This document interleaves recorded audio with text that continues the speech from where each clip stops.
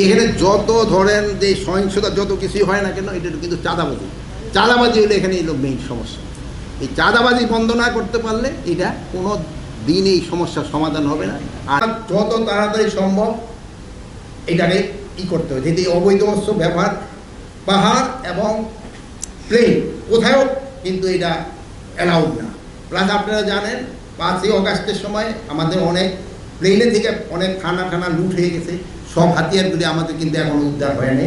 এই হাতিয়ারগুলি যদি উদ্ধার হয়ে গেলে সমস্যাটা অনেকটা সমাধান হতো। এই জন্য আমরা বাহিনীগুলির লজিস্টিক সাপোর্ট এবং দরকার হলে তাদের স্ট্রেংথ আরও বাড়ানোর চেষ্টা করা হচ্ছে। আর আপনারা বলেন যারা ওই যে বড় বড় কথা বলছে তারাই কিন্তু মারামারি শুরু করে দিচ্ছে। এখান থেকে ইনস্ট্রাকশন যাচ্ছে, সুটটাই কইরা ইনস্ট্রাকশন দিচ্ছে, মারা যাচ্ছে গরিবের পোলাপান। তাদের পোলাপান গিয়ে দেখবেন এরা কিন্তু অস্ট্রেলিয়া, ইংল্যান্ড, আমেরিকা ওই সব জায়গায় পড়াশোনা করতেছে।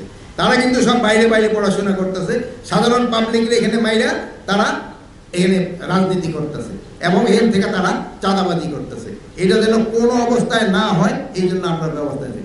ভাইও কিন্তু এই ব্যাপারে খুব সজাগ চেষ্টা করতেছে। চাঁদাবাজি বন্ধের ব্যাপারে আইন শৃঙ্খলা বাহিনীর কাছে কঠোর নির্দেশ দেওয়া হয়েছে।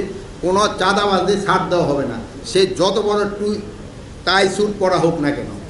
আর গরিবের জন্য যেই টাকা অ্যালটমেন্ট হয় আমাদের ইচ্ছে থেকে ওইটা যেন প্রপারভাবে তাকে হাতে পৌঁছে, ওই জন্য অ্যাডমিনিস্ট্রেশনকে বলা হয়েছে তারা ঠিকমতো মনিটর করবে, টাকা যেন ঠিকমতো পায়।